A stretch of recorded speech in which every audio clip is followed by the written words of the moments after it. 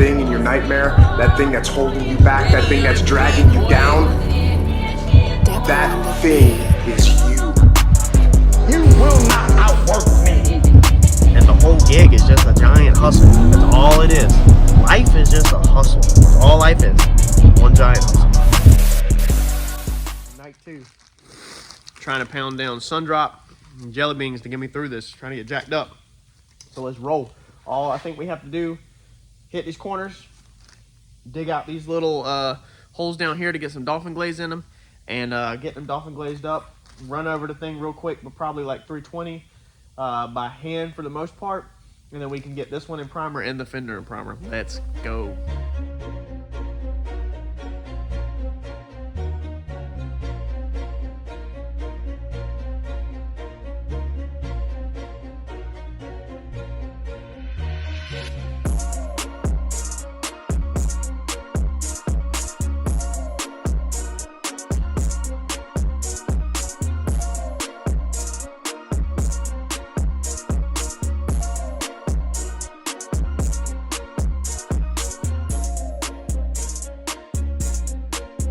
Alright, so y'all were probably curled up in your bed tonight with your blankie, and I'm out here still slinging it, getting dirty.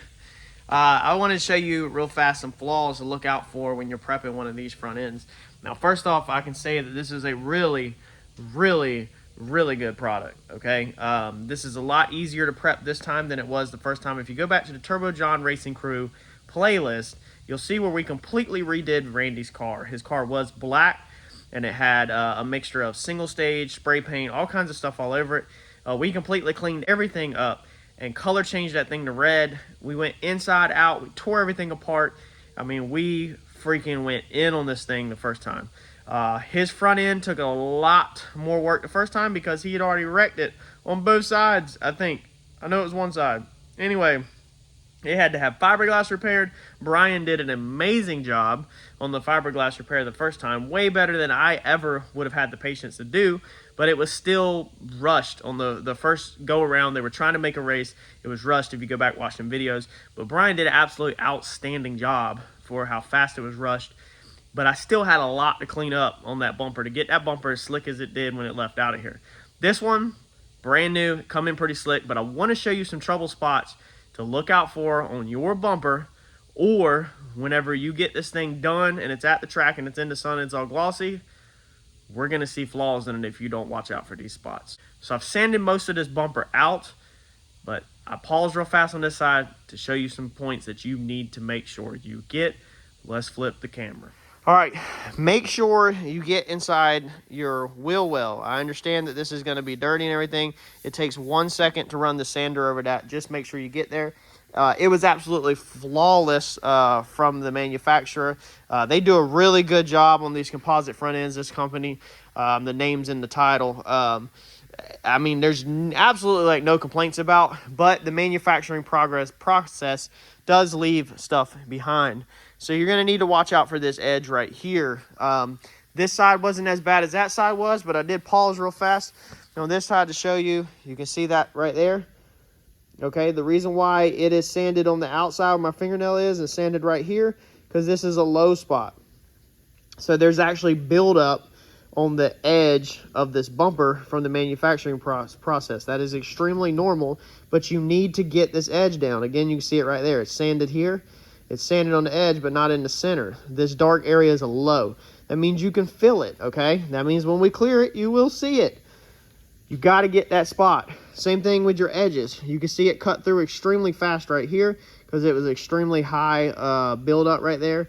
And again, you can just see your edges are not 100% even. Now, this side was not quite like the other side, but you can see where the sandpaper hit, this is high. This outer edge is actually low. So this outside edge is lower than this, and that's the reason why that stayed dark. That stayed dark, sandpaper road right there.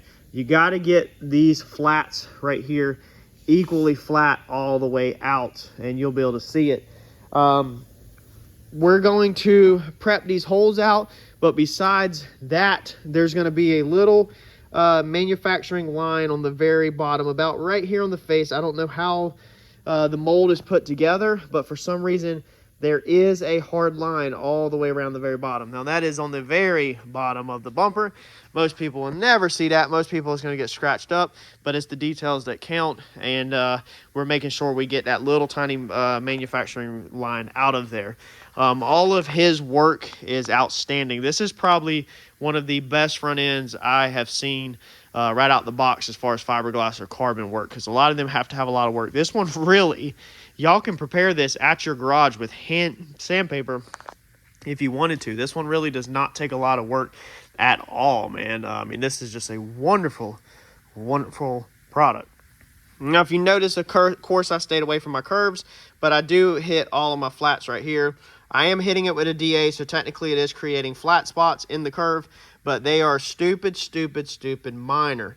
Very minor. You'll never see them, but whenever we go to prime this thing, we're going to try to prime this thing extremely slick, and we will be hand blocking the primer out on all of these curves to make sure the primer creates us a nice, slick finish. Now, I do take my DA sander, and I do sand up into here. Your headlights should go all the way out there, but I just want to make sure that's nice and flat so that there's no highs accidentally left behind.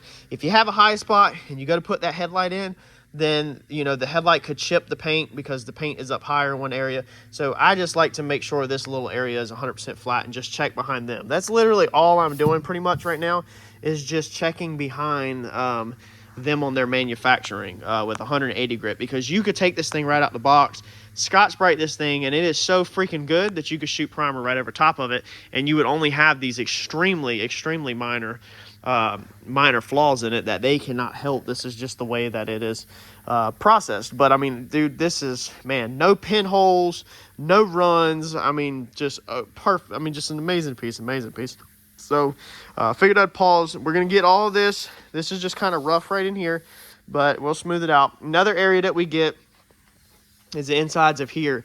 You don't want to do all this painting and then have some of this buildup like this right here end up keeping your fenders, you know, off of your front end and end up having a gap.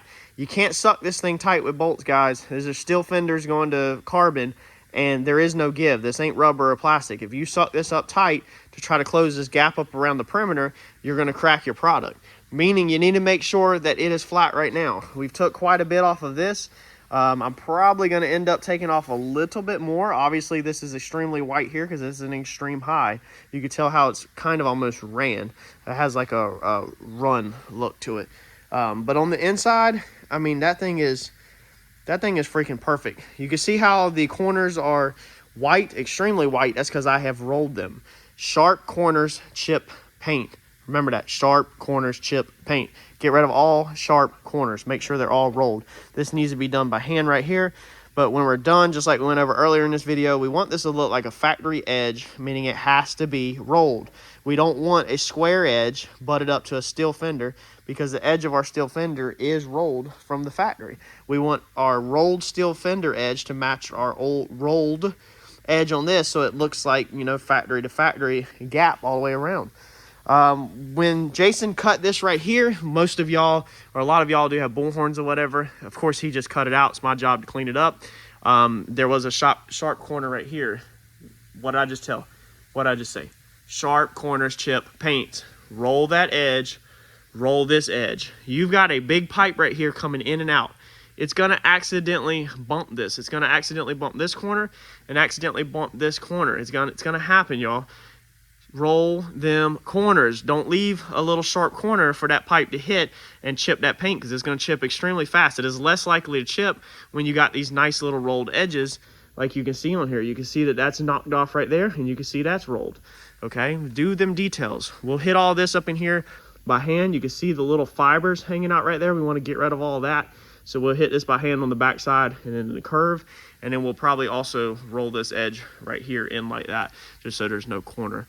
I'm going to take these holes, and I'm actually going to grind them out just a touch with the 90-degree grinder with 36 grit, and we're going to put dolphin glaze over them, and we're doing that just to make sure it takes.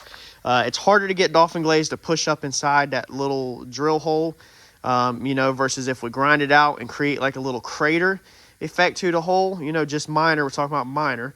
a little crater and then we swipe it and push it up in there, it's more likely to go up in the hole, and then has a crater around it where it's more likely to bite into the carbon work and the fiberglass work and all the gel coat and all that stuff and slick out a lot better than just trying to push it up in them little tiny holes like that. These little holes, when they're little like that, you have a better chance of stuff moving and vibrating and cracking, and then you seeing like a little dot basically in the paint. So we're trying to avoid that. If you got the time and resources to mix up some fiberglass resin, then do it. I don't have no fiberglass resin. I don't have none laying around, and we didn't go buy none just for them holes. I think we'll be perfectly fine.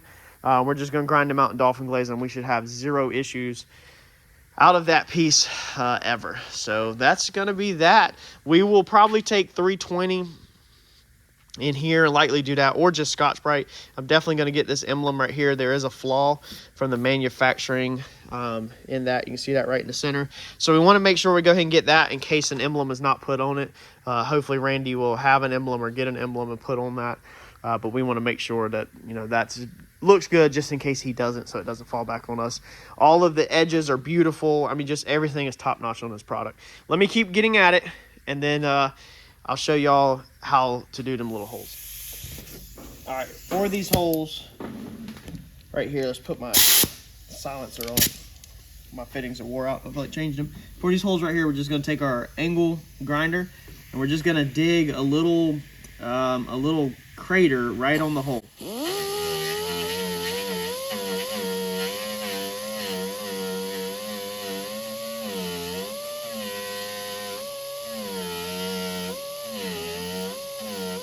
Okay, just like that. So I can feel I have a crater. I can actually start to see getting into the carbon around the inside. That's all we're going to do on all of them.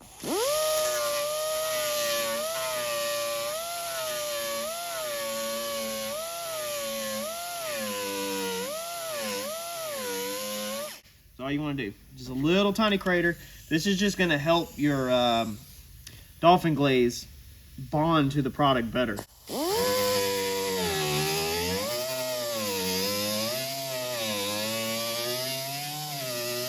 This is also going to give you something to step your sanding out to, so your dolphin glaze is going to end up looking like a funnel. You know, it's going to be really small inside the hole, and then it's going to funnel out and get wider as it goes to the top of the surface.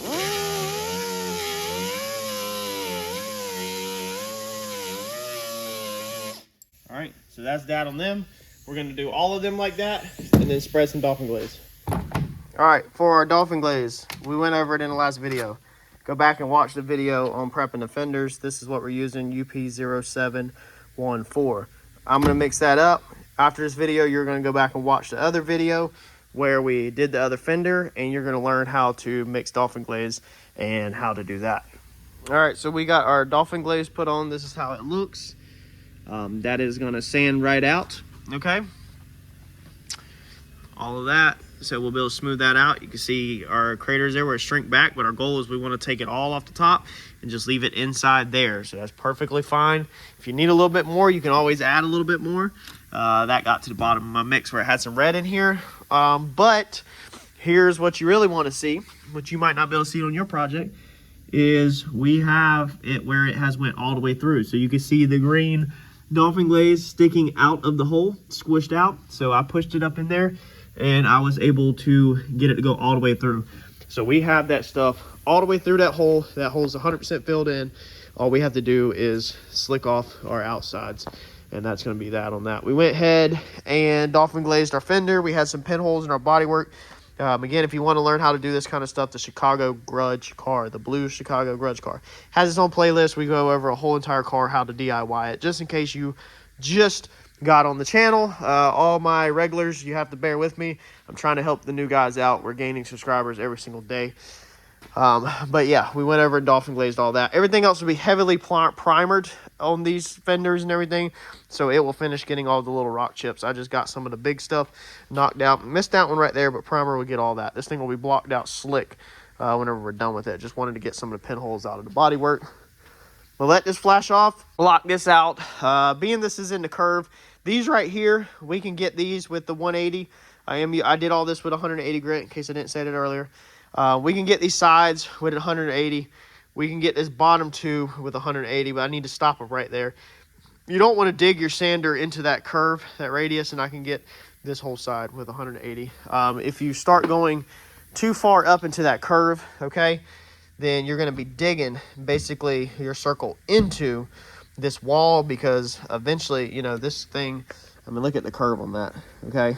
So it goes in and then it comes back like this. So you only want to go to right before it goes all the way in and starts curving out. That way, this part of the sander is not digging into it, or you will see it afterwards.